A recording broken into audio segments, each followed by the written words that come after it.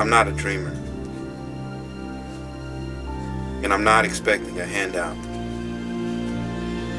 But have you heard of MDL 1206? Just after the Civil War, at the turn of the century, in the early 1900s, African American descendants of slaves owned 16 million acres of land in the United States of America, the equivalent of 8 states. They utilized these lands to farm, to raise their families, and also just to be in a community and a culture that was safe amongst themselves. Through terrorism, the Great Migration, the bombing of black towns, moving into the major cities, African Americans began to lose their lands, to where now 14 million acres of land are missing, gone. With this documentary, we want to highlight on where those lands could be, and also the legacy of what those lands have created. These lands have created generational wealth for big oil and gas companies that do not own these lands. 14 million acres of land was stolen, lost, given away. The Great Migration of African Americans migrating from the southern states to the northern states into the major cities was a result of the greatest land grab known in the United States history. This documentary will focus on the MDL 1206 that was discovered by world-renowned oil and gas auditor Lee Perry.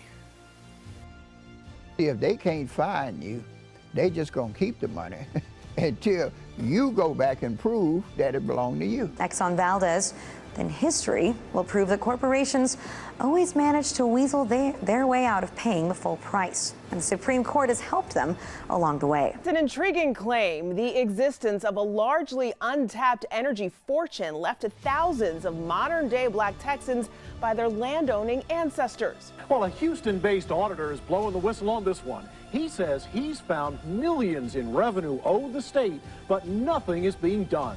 Approximately $4 million per month. Right now, if they had to go back for 4 years, talking about $200 million or better. Lee Perry is a kind of tax bounty hunter. He contracts with the state to track down missing revenue, and if he finds it, takes home up to 5%. As an independent consultant, he's been auditing oil and gas companies for 20 years. If the average guy has to pay, if a big company is not paying what they should be paying, they should pay. My name is Lee Perry. I'm a joint venture auditor, or JVA.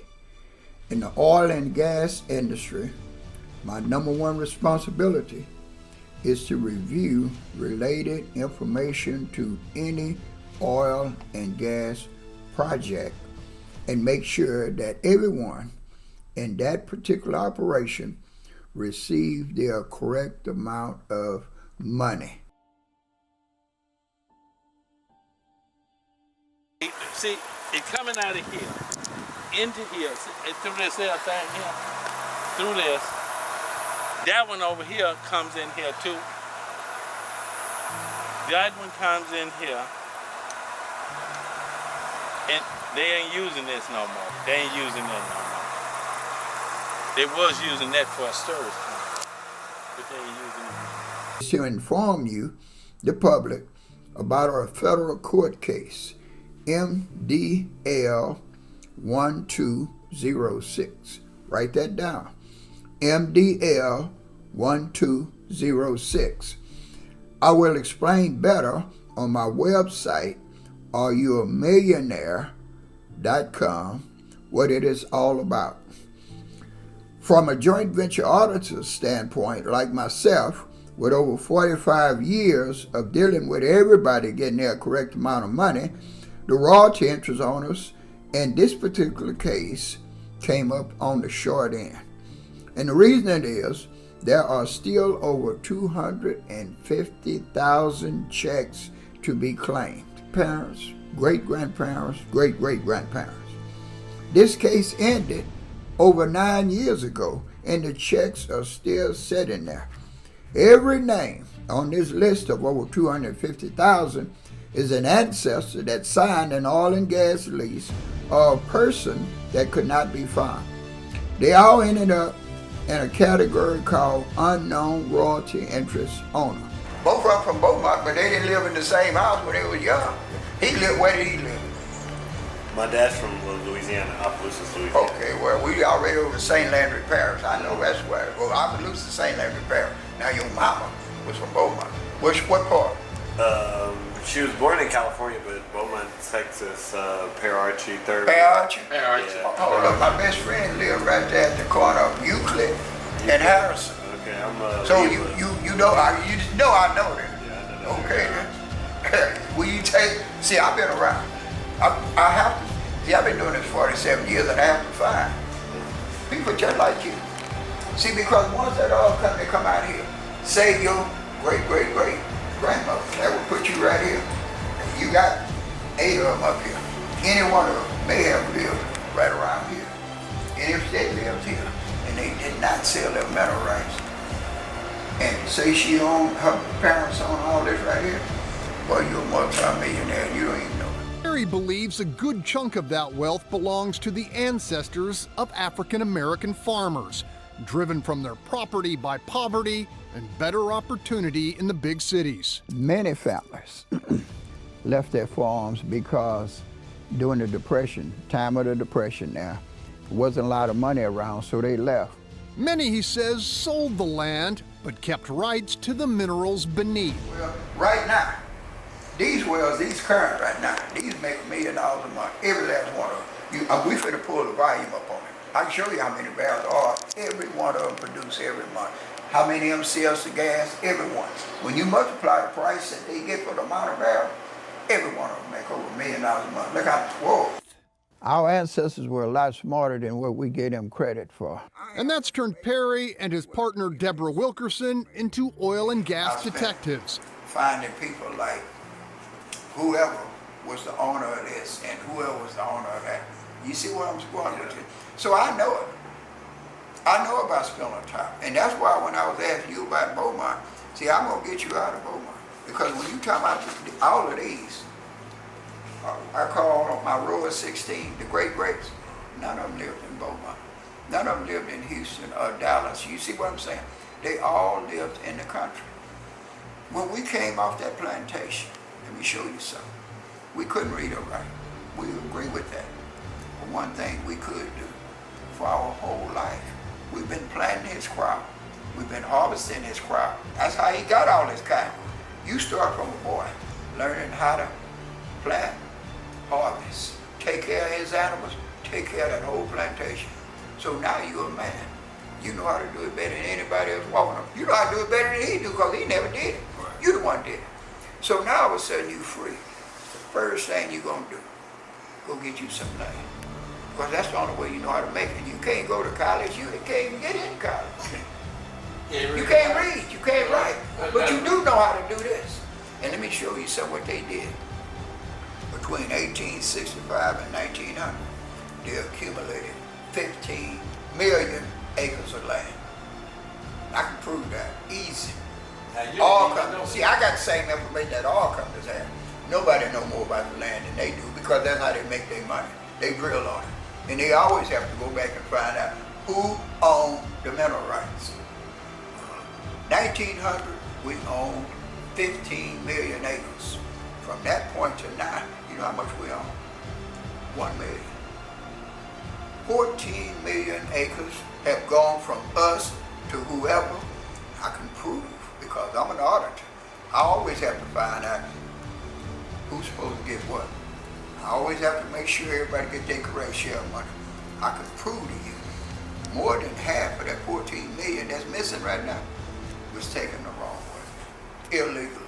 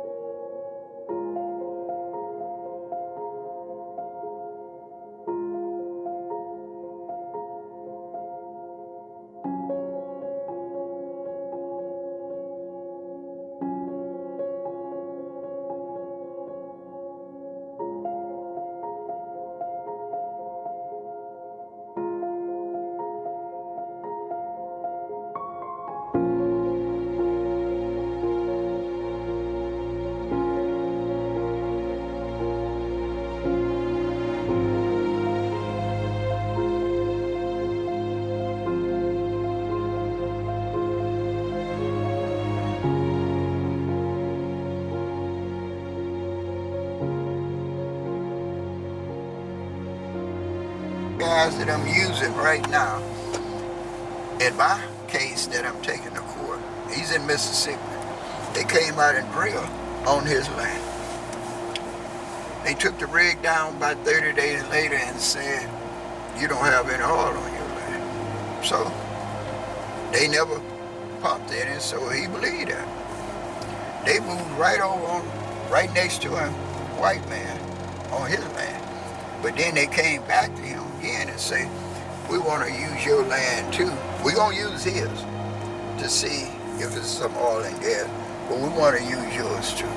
He said, nah. He said, nah, you already told me I ain't got nothing on here, so ain't no use you using mine.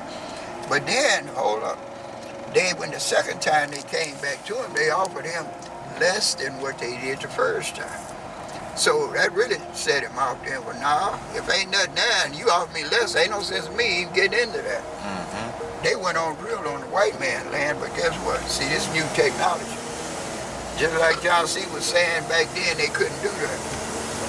Man, they come from here and go straight out that way. They ain't going straight down no more. They'll go down in the beginning and slant that hole and make it go from here all the way down to 59.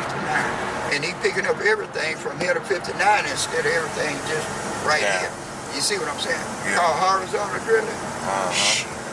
They went from one end of his property to the other. Then he finds out later that, now he still didn't know what had happened. All he asked me to do, he said, if they that close to me and they hit all, it must be something under me. So I went down there. I went to Mississippi. I checked it out. I checked out that first one. The first one they say that they drilled. I looked it up. See what all they did. See, if you don't know the drilling process, you don't know what they did. I know the drilling process, so I know how to go back and look at the records and see what they did and where they went to under the ground. First of all, for that first well, they only went down to 2,000 feet. I got the files to show. There's nothing at 2,000 feet except water. Ain't no oil, never have been. Just water. Hold up. But they didn't tell him all of that. They just told him he didn't have any oil. Now hold up. When they went right over there, right next to him, and then came back under him, it went down to 10,500 feet. It's called a Tuscaloosa Trend. That's the name of that formation. That's where that big pool of oil always have been, forever. So wait a minute. If you only went down 2,000 feet, you never even planned on going to the Tuscaloosa Trend, which is 10,500. what you tried to do, where you deceived him. You went and told him he have no oil on his land, making him think that, well, okay. But then you came down and went under him. He can't see down there, but I can. I know what you did. So now you owe him $2.6 million. That's right. See, but they get you though, brother. They know how to get you, god dang boy, and you thank you. And then one dude, I tried to tell him, we get checks every month. I know they can't cheat me. Ding dong. I can name over 140 different ways they can cheat you every month, and you wouldn't even know it.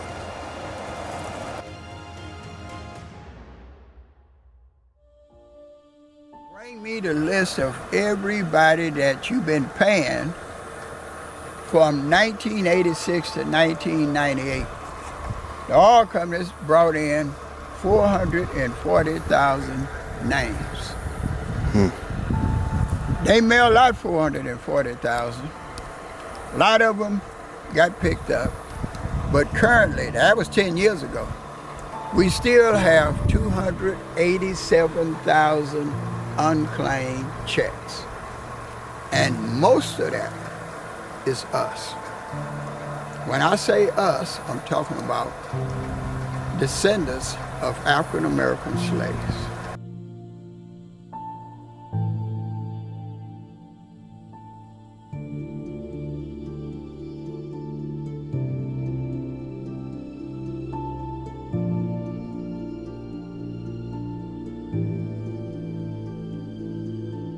But the point that I'm going to court on is that same land where they're getting that $250,000, our people live there. Our people did not sell the mineral rights. So the ones that's getting that money is just like that oil company had that bogus lease agreement, and when me testify, see, they'll do that in a minute. And then it won't even notify you or nothing. I have to give it to Burlington Oil Company. They're the ones that notified the black folks. Well, they had no choice.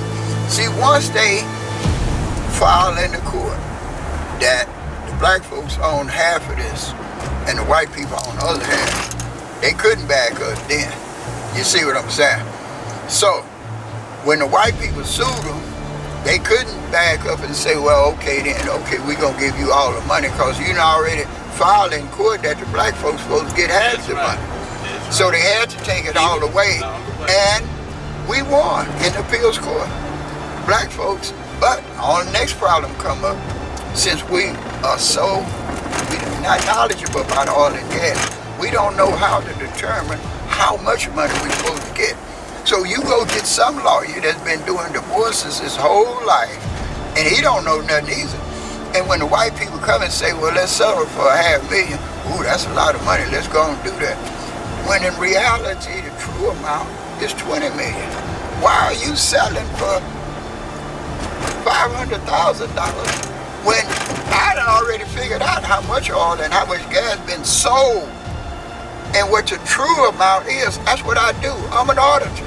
I always deal with the money. I'm the one that decide if the money been split the right way or not. So I'm always dealing with money. You think I don't know how to figure out who's supposed to get what? That's all I've been doing my whole life. So when I come in and say it's supposed to be $20 million, well, the lawyers said $500,000. Hell, they don't know nothing. They said that because they don't know. They don't know how to figure out how much it really is supposed to be.